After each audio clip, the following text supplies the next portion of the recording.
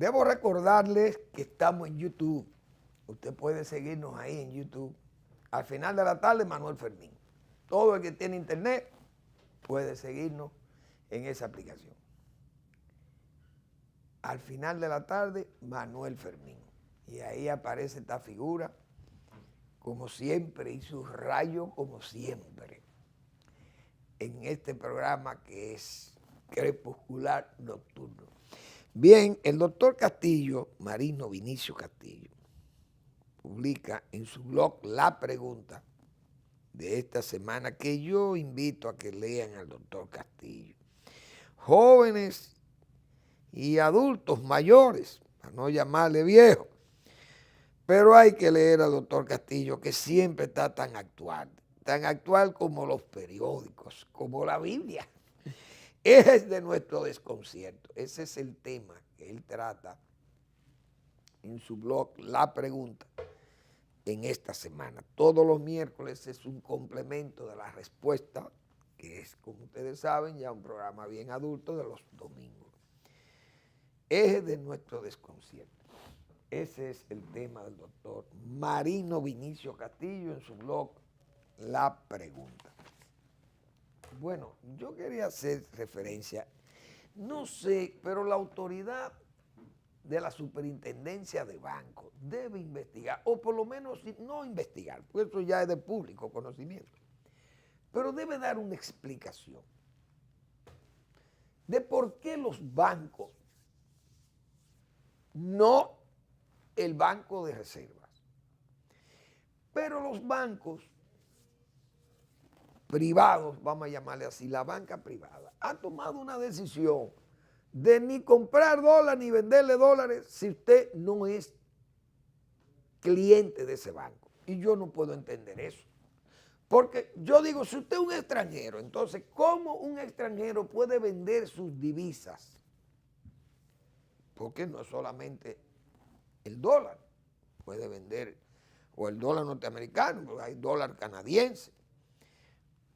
Hay un dólar hasta Catarí, qué sé yo, de Dubái, esa zona por allá de los Emiratos, o Kuwaití.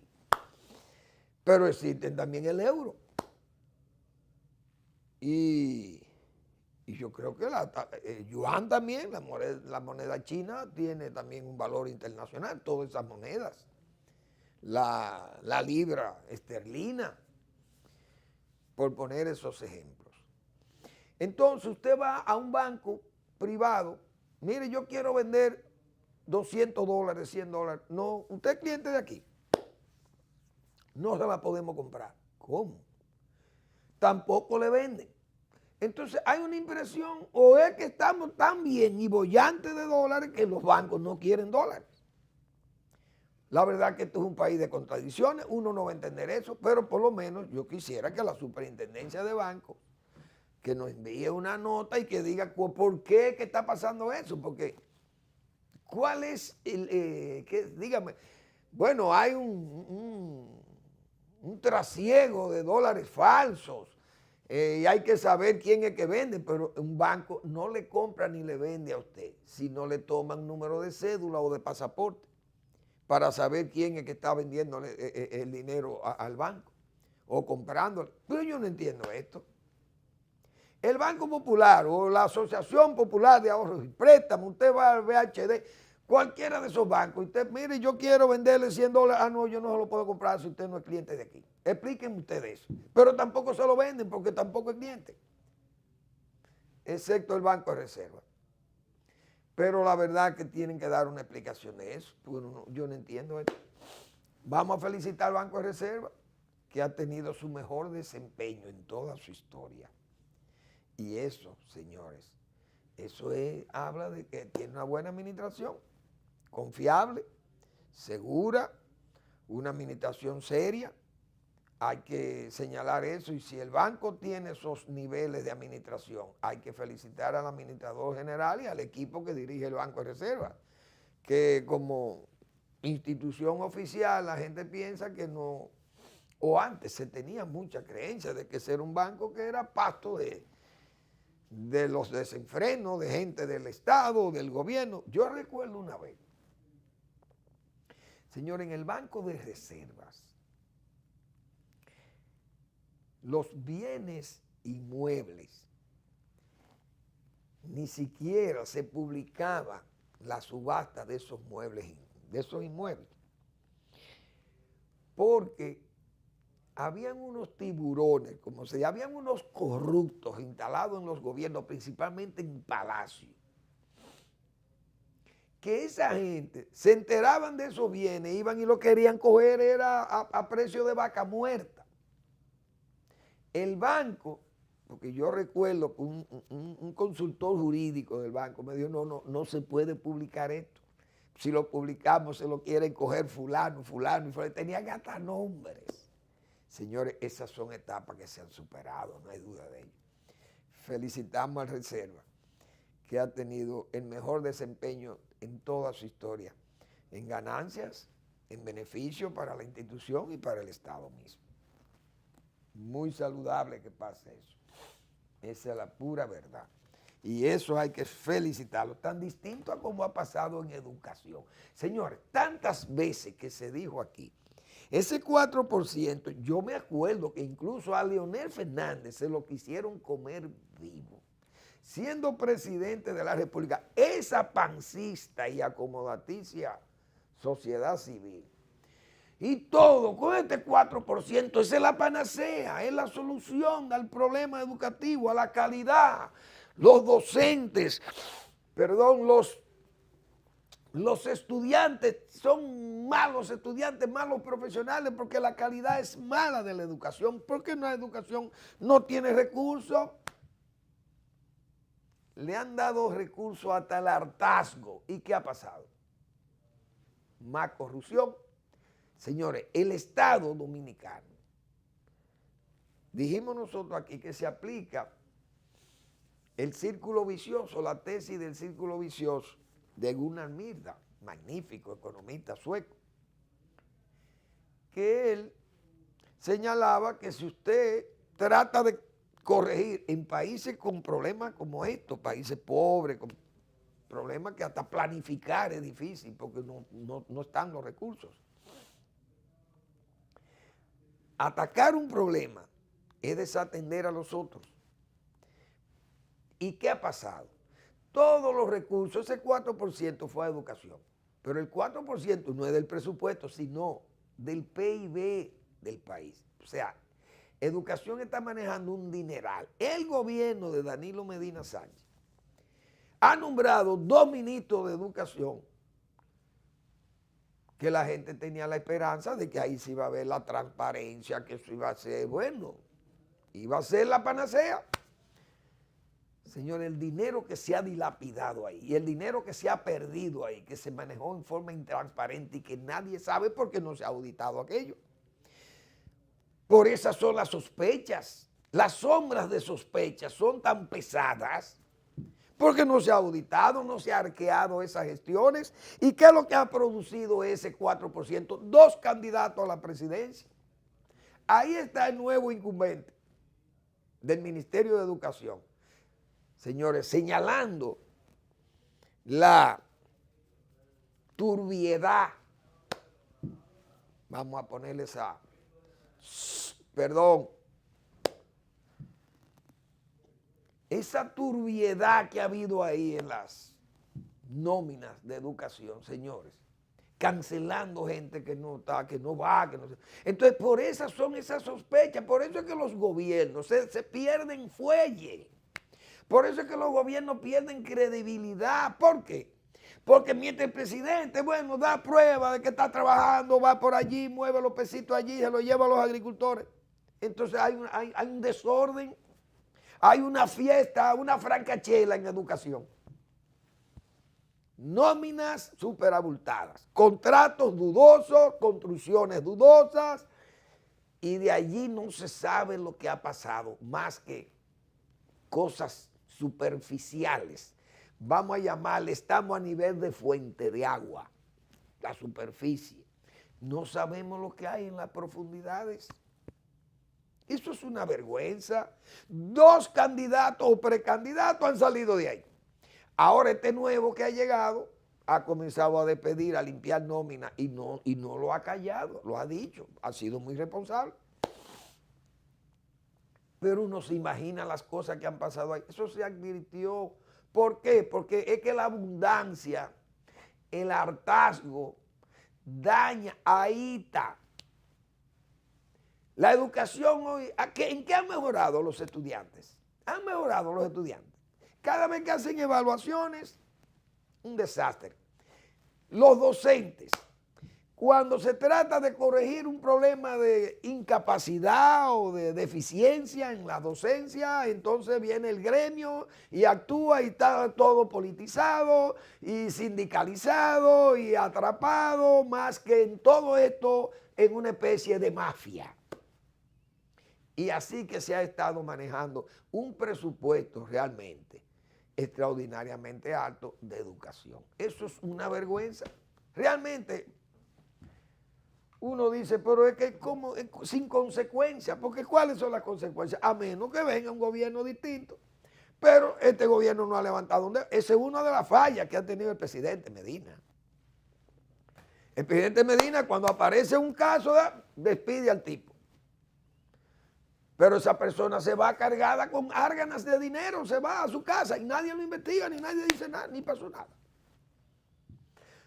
Mire, fulano, renúncieme al cargo, porque usted ha hecho cuestiones indebidas, pero ya se fue, renunció, ya me llevé 100 millones de pesos y ya. Pero así no se puede, así no se puede. Entonces, ¿qué es lo que ha pasado? En todas las instituciones donde se sospecha que ha habido malo manejo, te quitan y ya esa persona no vuelve a hablarse de ella o se habla muy brevemente y esa persona no se audita, no se le exige que por lo menos cumpla con la ley de declaración de bienes públicos, de los bienes personales de un funcionario público. Una cosa que hay un desorden instalado y así no hay Estado que pueda prosperar. Entonces los gobiernos también, la extraordinaria obra del presidente, a veces hay que revisar esas cosas y hay que ponerle interés. Yo he dicho, esto no es solamente manejar la agenda del presidente, hay que manejar la agenda del país, del gobierno. Por eso era que decía, que Balaguer era un hombre exigente, centralizador. ¿Por qué? Porque conocía esos detalles. Tú le pones el 10% a los síndicos, a los alcaldes, y eso es un desorden. No lo vemos ahí. Con el 5 es un desorden, imagínense el 10.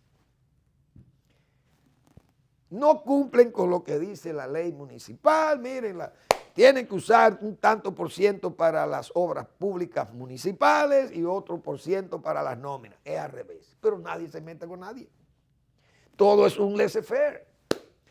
¿Y qué país puede caminar ordenadamente? ¿Qué país puede organizarse civilizadamente? Señores, el camino civilizatorio, vamos a decir así, tiene sus meandros, son como los ríos, pero hay que darle seguimiento. ¿O es recto? No es recto, el camino civilizatorio no es recto, hay que caminar y se dobla y hay que para acá y entrar por allí, volver y regresar. Es todo igual que los ríos. Pero no hay controles. No hay controles. Andamos a tientas. Así es que andamos, a tientas. Y así no se llega muy lejos. Bueno, señores, la Policía Nacional. Yo estuve viendo unas declaraciones del jefe de la policía. Pero aquí, esa es otra.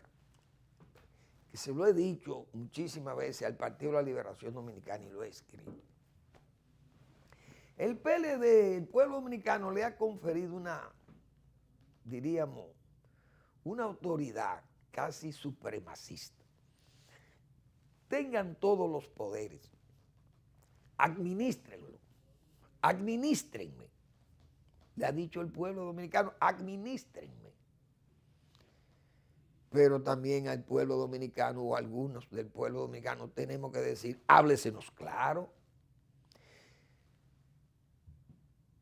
Una mayoría congresual, mayoría en las altas cortes, mayoría en el Ejecutivo, mayoría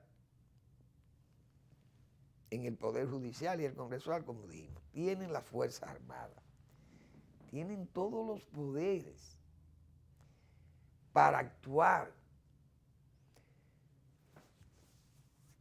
Dice el jefe de la policía que hay 120 delincuentes que lo han sometido, que incluso hay uno que lo han llevado 40 veces. Y los jueces lo sueltan, porque el juez, la ley le obliga al juez a que el código procesal penal, si ese delincuente no te hiere, si no te da una puñalada o te da un machetazo y te corta casi el cuello, o te da 2 balazos, el tipo no te ha creado lesiones, entonces para la calle.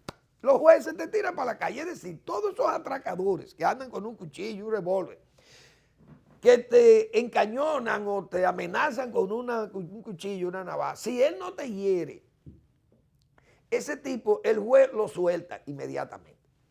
¿Ustedes creen que este país puede seguir en ese maldito desorden que tienen la autoridad que ha tolerado eso? Porque yo tengo que usar esa palabra que es fea.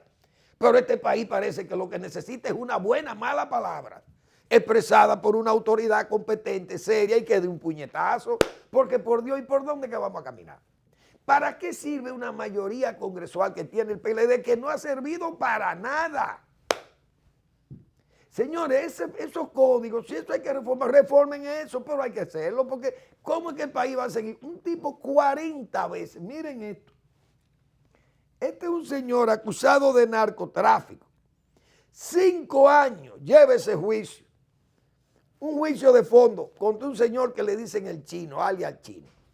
Miren, 5 años tiene ese juicio, y eso no hay forma de pasar ese juicio. Entonces, ¿cómo es posible que este país pueda seguir en esto? En este desorden, en este relajo.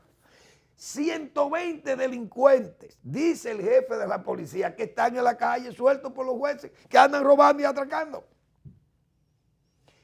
Pero no hay tampoco una oposición que tenga fuerza moral ni calidad moral para tampoco exigir eso. ¿Por qué? Porque también no tiene. Yo me reía, yo viendo un dirigente del PRM que el peligro del manejo económico, que si no hay un cambio rápido, la economía se puede caer en un estado de desastre en la economía nacional.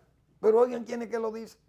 Si el desastre precisamente que vengan ellos, porque dieron pruebas fehacientes de que no saben administrar. El PRD aquí y PRM ahora o PPH, las pruebas son fehacientísimas de que esa gente fue un fracaso en el gobierno. El peligro de la deuda ahora mismo es, ya pueden moverla, pueden quitar la foto. El peligro de la deuda precisamente es que llegue una autoridad y que no tenga por lo menos un equipo económico que ha dado pruebas como este gobierno por lo menos. Eso es lo que ha salvado al PLD. Al PLD lo ha salvado es el manejo de la economía, que lo he dicho 1000 veces aquí. Pero si no, el pueblo ya lo hubiera reclamado. ¿Para qué le ha servido esa mayoría? Porque miren cómo es que está la justicia.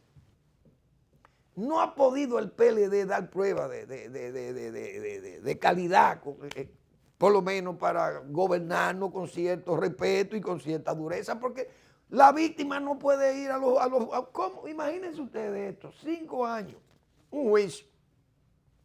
Hay otro por ahí que yo no sé, un narcotraficante, un señor acusado de narcotraficante, que se le han reenviado como 14, o qué sé yo no sé cuántas veces. Yo creo que está en uno de estos periódicos. Un señor creo que de por ahí, de la Romana, que le han reenviado, yo no sé cuántas veces han reenviado ese juicio de ese caballero. Y no hay forma de pasar las audiencias porque se inventan y se buscan, bueno, todas las artimañas o las malas artes. No sé dónde fue que leí eso, en uno de los periódicos de hoy.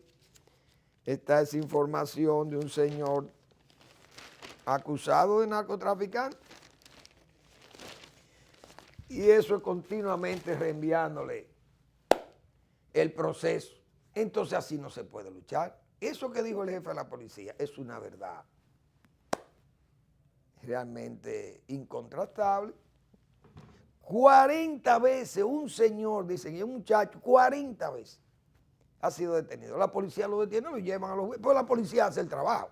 Hay que decir que la policía, con todos sus defectos, que tiene muchísimos, yo he dicho que es la mejor policía del mundo con los desastres que tiene adentro, las deficiencias, los traidores que operan desde dentro de esa policía. Imagínense usted. Una vergüenza. Todo es por doquiera que andamos como a tientas.